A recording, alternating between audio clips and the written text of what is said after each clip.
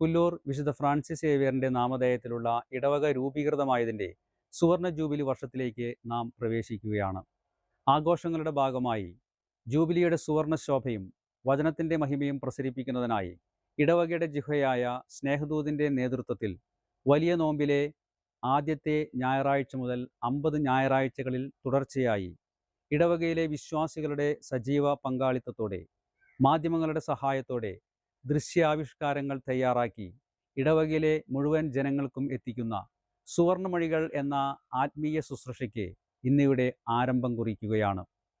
നമ്മെ കൂടുതൽ ശുദ്ധീകരിക്കുന്നതിനും ശാക്തീകരിക്കുന്നതിനും ദൈവത്തോടും സഹോദരങ്ങളോടുള്ള ബന്ധം കൂടുതൽ ഫലദായകമാക്കുന്നതിനുള്ള അനുഗ്രഹം ദൈവത്തോട് യാചിച്ചുകൊണ്ട് സുവർണമൊഴികൾക്ക് ഇന്നിവിടെ ആരംഭം കുറിക്കട്ടെ.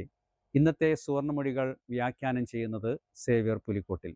ആദ്യത്തെ ഞായർ വിശുദ്ധ ലൂക്കായുടെ സുവിശേഷം 4-ാം അധ്യായം 1 മുതൽ 13 വരെയുള്ള വാക്യങ്ങളാണ് നാം വിചിന്തനം ചെയ്യുന്നത്. അതിൽ യേശുവിൻ്റെ മരുഭൂമിയിലെ പരീക്ഷയാണ് വിവരിക്കുന്നത്. അത് ആരംഭിക്കുന്നത് ഇപ്രകാരമാണ്: യേശു പരിശുദ്ധാത്മാവ് നിറഞ്ഞവനായി ജോർദാനിൽ നിന്ന് മടങ്ങി. ആത്മാവ് അവനെ മരുഭൂമിയിലേക്ക് നയിച്ചു. മരുഭൂമി പിശാചിൻ്റെ ആവാസ കേന്ദ്രം എന്നത് ഒരു കാഴ്ചപ്പാടാണ്. അവൻ പിശാചിനാൽ പരീക്ഷിക്കപ്പെട്ട് 40 ദിവസം അവിടെ കഴിഞ്ഞുകൂടി. 40 എന്ന സംഖ്യയ്ക്ക് പഴയ നിയമത്തിൽ പല സവിശേഷതകളുണ്ട്. മോശ 40 ദിനരാത്രങ്ങൾ സീനായി മലയിൽ തൻ്റെ ജനത്തിൻ്റെ മോചനത്തിനു വേണ്ടി ഉപവസിച്ച് പ്രാർത്ഥിച്ചു. ഇസ്രായേൽ ജനം 40 വർഷം മരുഭൂമിയിൽ അലഞ്ഞു നടന്നു. ഏലിയ പ്രവാചകന്റെ 40 ദിനരാത്രങ്ങളിലെ ഉപവാസം. പരസ്യജീവിതത്തിന് മുന്നോടിയായിട്ടാണ് യേശുവിന് പ്രലോഭനങ്ങൾ നേരിടേണ്ടി വരുന്നത്. ഒരു കപ്പൽ തീരത്ത് സുരക്ഷിതമാണെങ്കിലും തീരത്ത് നിർത്തിയിടുവാനല്ല അത് നിർമ്മിച്ചിരിക്കുന്നത്. കാറും കോളും നിറഞ്ഞ കടലിലൂടെ സഞ്ചരിക്കാനാണ്. പിതാവായ ദൈവം യേശുവിനെ ലോകത്തിലേക്ക് അയച്ചത് കാറും കോളും നിറഞ്ഞ പരസ്യജീവിതവും തുടർന്നുള്ള പീഡാനുഭവം, കുരിശുമരണം, ഉത്ഥാനം എന്നിവയിലൂടെ കടന്നു പോകുന്നതിനും കൂടിയായിട്ടാണ്. അതിനുള്ള മുന്നൊരുക്കമാണ് ഈ പ്രലോഭനങ്ങൾ. യേശുവിന് നേരിടേണ്ടി വരുന്ന ആദ്യത്തെ പ്രലോഭനം കല്ലുകളെ അപ്പമാക്കുക എന്നതാണ്. നശ്വരമായ അപ്പം അധ്വാനിക്കാതെ നേടുന്നതിനുള്ള ഉപദേശമാണ് പിശാച് യേശുവിന് നൽകുന്നത്. ഭക്ഷണം പ്രലോഭനത്തിന് ഹേതുവാകുന്നു. പഴയ നിയമത്തിൽ പൂർവപിതാവായ ആദം ഭക്ഷണമെന്ന പ്രലോഭനം നേരിട്ടപ്പോൾ പിശാചിന് കീഴടങ്ങി. തുടർന്ന് ദൈവസന്നിധിയിൽ നിന്ന് പുറത്താക്കപ്പെട്ടു. എന്നാൽ അപ്പത്തിൻ്റെ അടിമയാകരുത് എന്നതായിരുന്നു യേശുവിൻ്റെ കാഴ്ചപ്പാട്. യേശു പരിശുദ്ധാത്മാവിനാൽ നിറഞ്ഞിരുന്നതിനാൽ പിശാചിൻ്റെ പ്രലോഭനത്തെ തോൽപ്പിക്കാൻ സാധിച്ചു.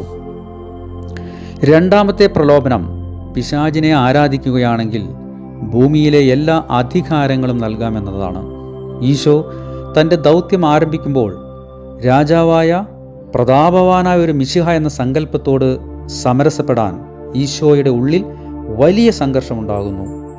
ഈ സംഘർഷത്തിലേക്ക് പിശാച് ഈശോയെ നയിക്കുകയാണ്. പിശാചിനെ ഉപാസിച്ചുകൊണ്ട് ഭൗതിക നേട്ടങ്ങൾ സ്വന്തമാക്കാനുള്ള പ്രലോഭനം, അധികാരത്തിൻ്റെ അപ്പക്കഷണത്തിനു വേണ്ടി സത്യവിശ്വാസത്തെ ഉപേക്ഷിക്കാനും അന്യദൈവങ്ങളെ ആരാധിക്കാനുമുള്ള പ്രലോഭനം. പരിശുദ്ധാത്മാവിൻ്റെ പ്രേരണയാൽ അധികാരമെന്ന പ്രലോഭനത്തെ തൃണവൽഗണിക്കാൻ യേശുവിന് സാധിച്ചതുപോലെ നമുക്കും സാധിക്കണം. മൂന്നാമത്തെ പ്രലോഭനം ദേവാലയ ഗിരിശൃംഗത്തിൻ്റെ മുകളിൽ നിന്ന് താഴേക്ക് ചാടുക എന്നതായിരുന്നു. അതിന് ഉപോത്ബലകമായ വചനങ്ങളും പിശാച് പറയുന്നുണ്ട്. ദൈവവചനത്തെ വളച്ചൊടിച്ച് പലപ്പോഴും നമുക്കും ഇത്തരത്തിലുള്ള പ്രലോഭനങ്ങളെ നേരിടേണ്ടി വന്നേക്കാം. അതോടൊപ്പം അത്ഭുതം കാണിക്കാനുള്ള ഒരു പ്രലോഭനവും ഇതിൽ കാണുന്നു. സ്വന്തം പ്രശസ്തി വർദ്ധിപ്പിക്കുന്നതിനായുള്ള അത്ഭുതം തീർത്തും പൈശാചികമാണെന്ന് യേശു തിരിച്ചറിയുന്നു.